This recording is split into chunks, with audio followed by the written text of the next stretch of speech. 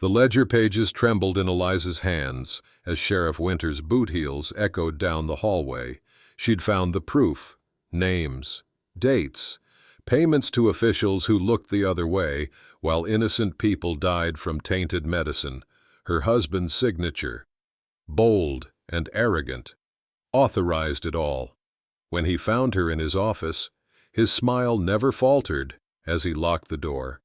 "My sweet, confused wife," he said, voice gentle as he removed his belt, "always reading things you shouldn't." The beating lasted until she couldn't stand.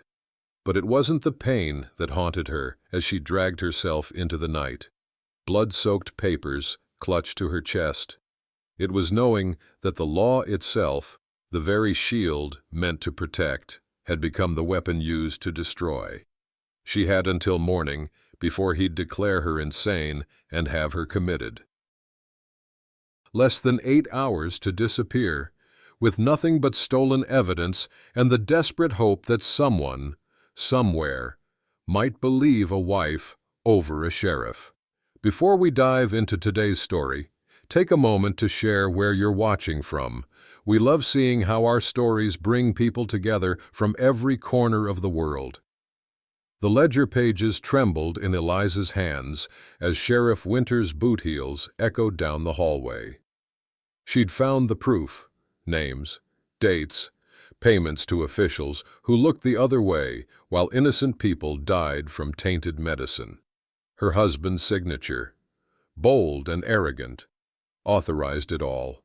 When he found her in his office, his smile never faltered as he locked the door.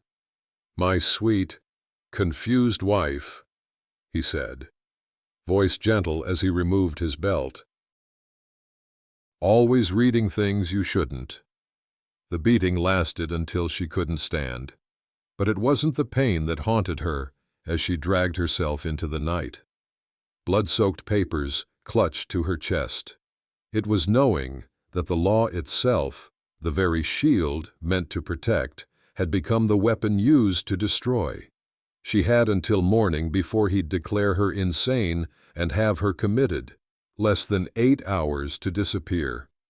With nothing but stolen evidence and the desperate hope that someone, somewhere, might believe a wife over a sheriff. Before we dive into today's story, take a moment to share where you're watching from. We love seeing how our stories bring people together from every corner of the world. 3 days later, Mason Thornfield arrived at Jennings' trading post just as the sky darkened with impending snow. The trading post owner, Hank, greeted him with a firm handshake. Cutting it close. "Thornfield." "Blizzard's coming fast." Mason nodded, already cataloging supplies in his mind. "Got room for my wagons?" "Always do for my best supplier." As they negotiated prices for Mason's goods, the door burst open on a gust of wind. A slight figure stumbled in, snow-covered and shivering. When she lowered her hood, Mason recognized the woman who'd robbed his wagon 3 nights before. Hank's eyes narrowed. "Something I can help you with, miss?" Mason saw her hollow cheeks, the haunted look behind her eyes. Despite the food she'd taken from him, she looked starved. "She's with me," Mason said before thinking. "Helps with my accounts." The woman's gaze snapped to his, wary recognition flickering. "Didn't know you took on partners," Hank said. "Recent arrangement." Mason turned to her. "Mrs. Winters, the invoices need reviewing before morning." Her eyes widened slightly at his use of her name before she nodded. "Yes, Mr. Thornfield." Later, in adjacent rooms, Mason heard her nightmares through the thin walls, muffled cries, then silence. He brewed tea and knocked softly. She opened the door a crack, flinching at his raised hand before realizing he held a steaming cup.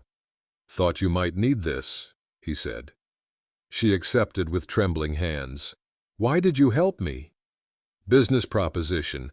I need someone who can read and figure. You need shelter. And what do you want in return? Suspicion edged her voice. Just work. Nothing else. She studied him, calculating. Why should I trust you? You shouldn't. You don't know me.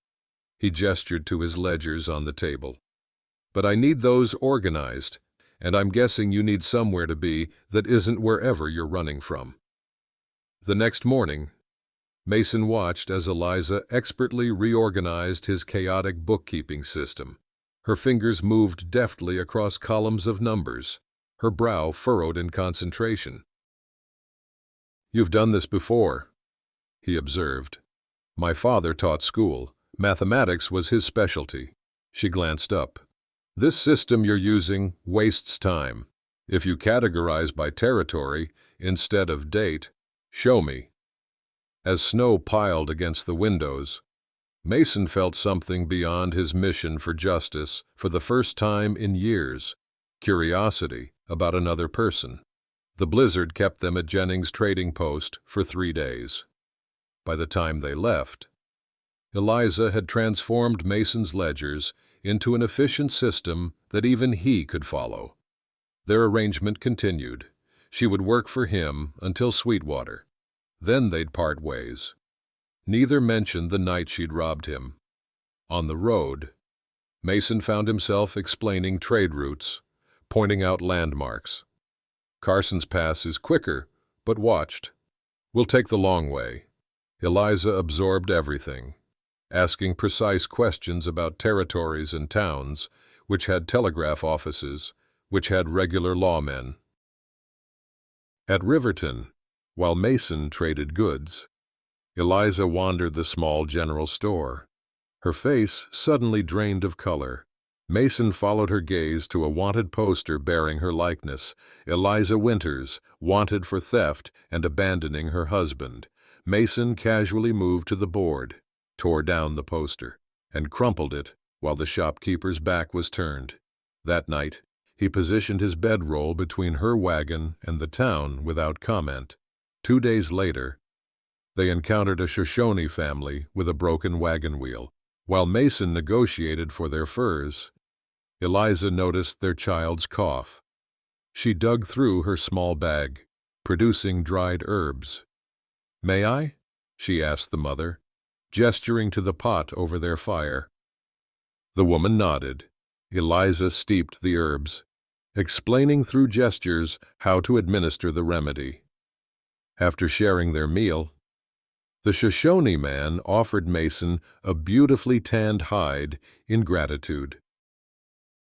"You understand their ways," Mason observed as they continued on. "My father's homestead was near Shoshone land. Their women taught me about local plants when I was young." She hesitated. "My husband called them savages, said their knowledge was superstition." "Your husband sounds like a fool." Her slight smile vanished when they reached a checkpoint. Deputies were searching all wagons. "There's no avoiding them," Mason whispered, seeing her terror. "Follow my lead, Mrs. Thornfield." When questioned, Mason produced his trading ledgers. "Just me and my wife heading to Sweetwater." The deputy eyed Eliza. "She looks familiar." "Been trading these routes for years," Mason replied easily. "Probably seen us before." The deputy nodded, waving them through. Miles later, Eliza finally spoke. "That's twice you've used your name to protect me." Mason kept his eyes on the trail. "Names have power out here. Sometimes they're all that stands between safety and danger." After the checkpoint, Mason guided the wagons into a hidden canyon, well off the main trail. "We should be safe here," he said. Building a fire as dusk settled, Eliza kept glancing back toward the trail. "They were looking for me specifically." "Yes. And still you lied for me. Why?" Mason stared into the flames. "Maybe I recognize running when I see it." Silence stretched between them until Eliza reached into her boot and withdrew folded papers. I think it's time you knew what you're risking by helping me." She handed him the blood-stained documents. "My husband is Sheriff James Winters. 6 months ago, I found these in his office, records of protection payments from Blackstone Trading Company to local officials. When I confronted him, her hand unconsciously touched her ribs. He beat me, said he'd have me committed to an asylum by morning. I took these and ran." Mason's face remained impassive as he examined the papers, but his knuckles whitened. "Blackstone," he said quietly. "You know them?" He reached into his coat, removing a worn leather notebook. "Kansas City, 1883. Blackstone shipped tainted medicine that caused a cholera outbreak. Officials were paid to blame it on contaminated water."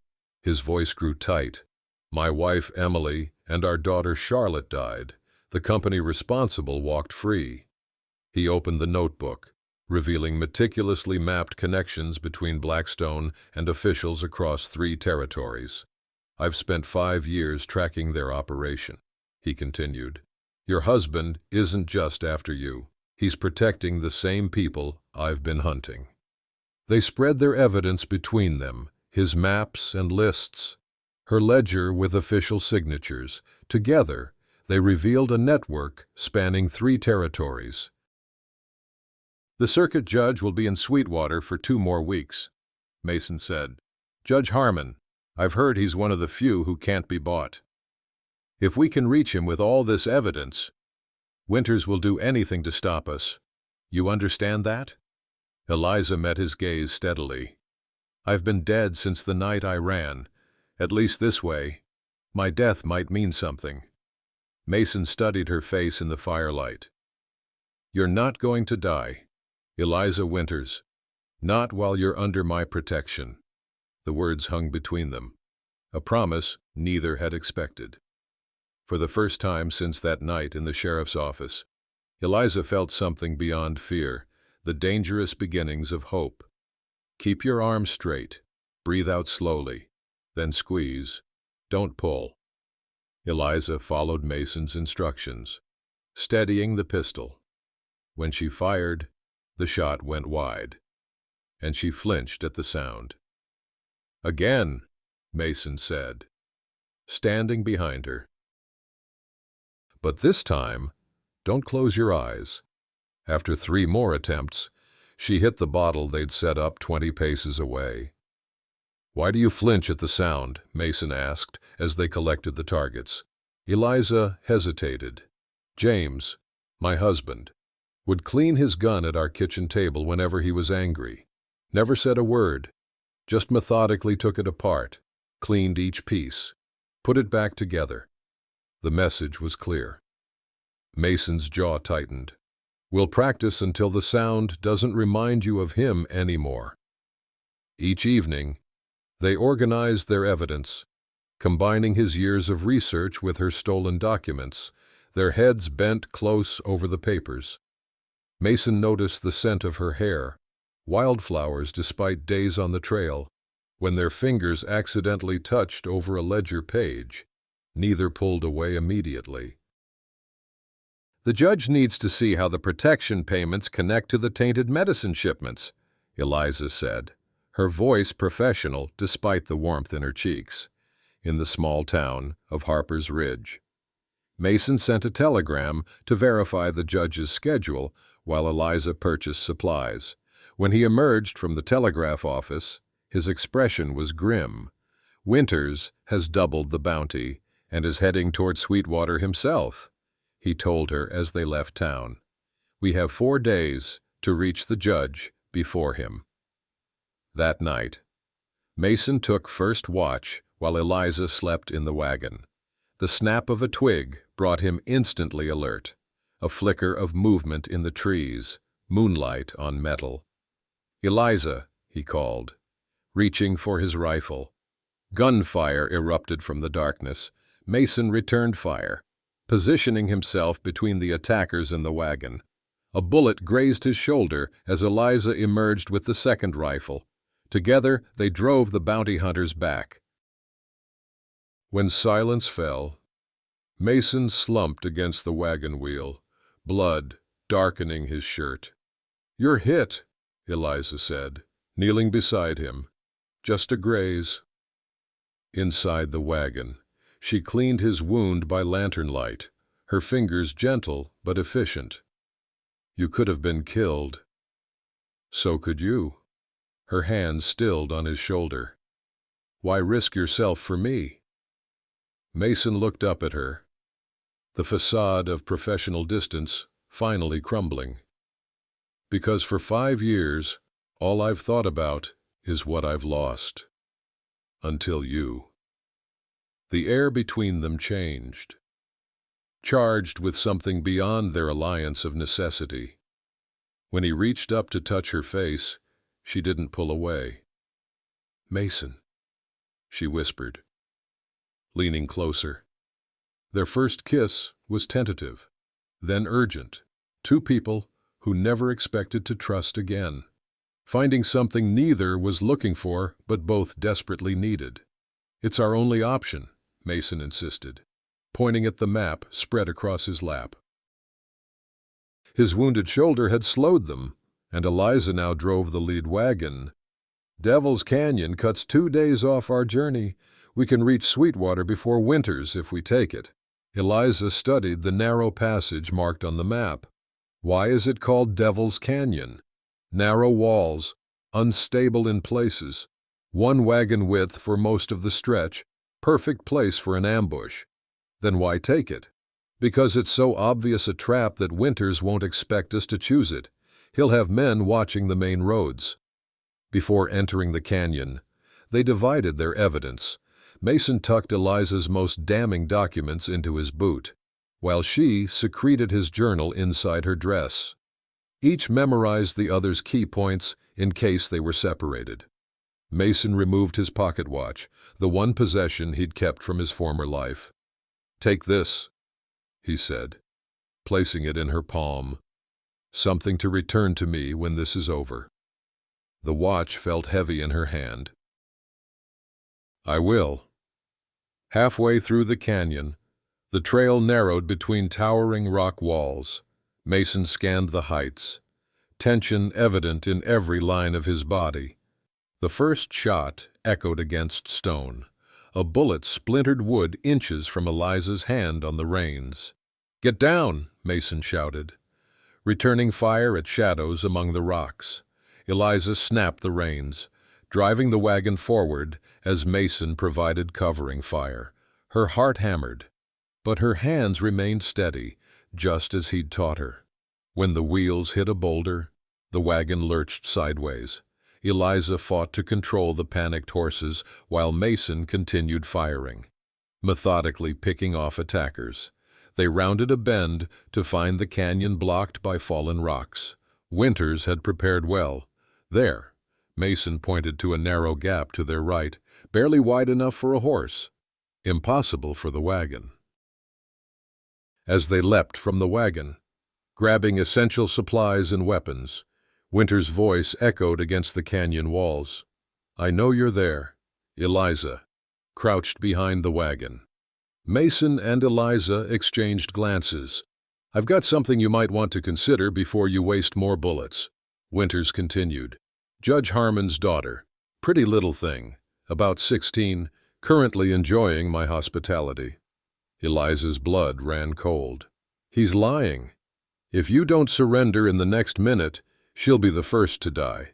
Then we'll come for you anyway." Mason checked their ammunition. "We can make it through that gap. Reach the horses we left at the other end." "And the judge's daughter? If she exists, she's already dead, or will be whether we surrender or not."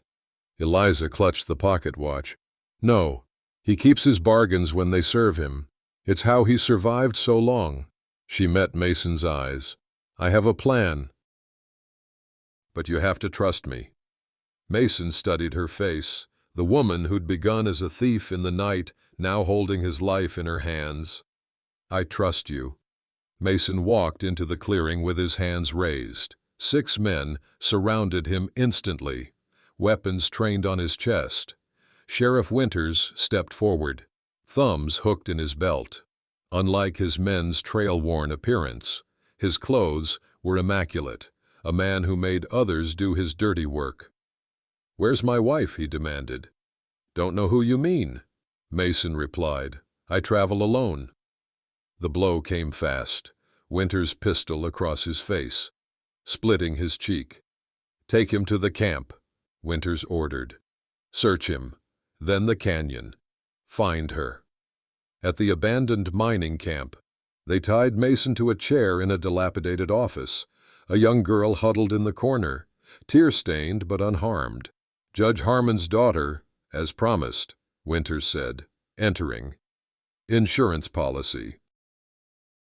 Her father's cooperation for her safety.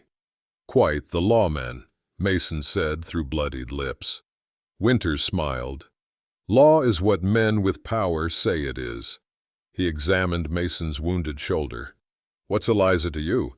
Just passing companionship on the trail?" His voice hardened. "Where is she?" "Gone. Took a horse hours ago." Another blow. "Liar. My men would have seen her." "Your men aren't very observant."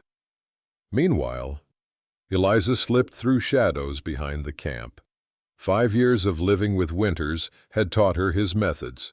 He always kept hostages close, guarded but visible, to maintain leverage.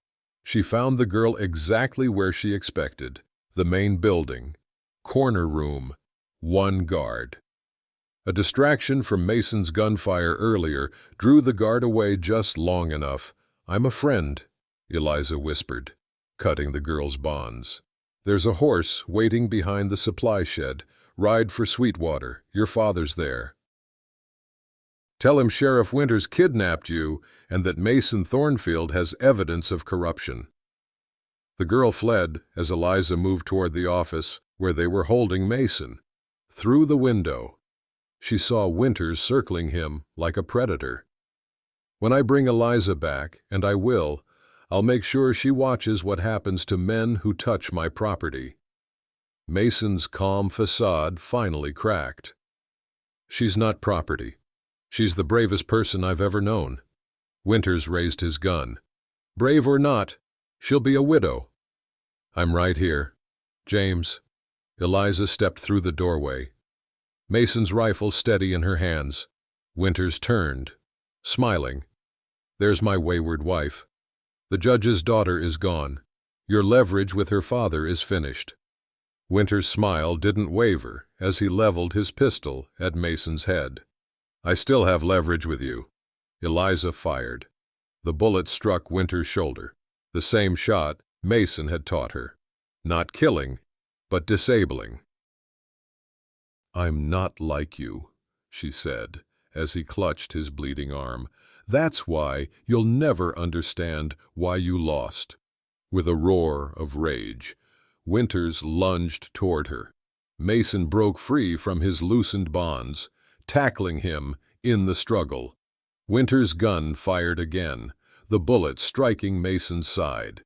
As Mason collapsed, riders approached, the judge and his men, led by his daughter. 2 weeks later, Mason sat on the porch of Judge Harmon's Sweetwater home, watching the sunset. Their evidence had led to arrests across the territory, including several Blackstone officials. Winters awaited trial for kidnapping, corruption, and attempted murder.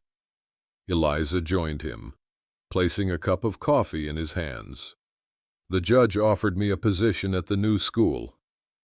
And he wants me to help clean up the territory's trading operations," Mason added. "So, we're staying?" Mason took her hand, the one still holding his pocket watch. "I was thinking about what you said, about taking my last name. I recall you offered it first, by a campfire, to a thief. I knew who you were then. I know you better now." His hand tightened around hers. "Marry me, Eliza. Take my name legally this time." She smiled, opening her palm to reveal the watch. "I knew exactly what I was taking that night, not just food or coins, but the name of a man who saw someone worth saving." Their kiss sealed not just their love, but a new beginning where both had found healing through justice tempered with mercy, the very things they individually sought and ultimately found together. In the vast wilderness of our lives, we often build walls to protect our wounded hearts. This story reminds us that true healing never comes from isolation or vengeance, but from the courage to trust again. When we dare to see beyond our pain, to recognize another's worth despite our fear, we create the possibility for transformation. The journey from survival to justice requires not just strength, but vulnerability, the willingness to risk everything for what's right, and for those who become right for us. Perhaps this is the truest form of courage, not facing death unflinching, but facing life unguarded, in the territories of our hearts. There are no perfect maps or guaranteed safe passages.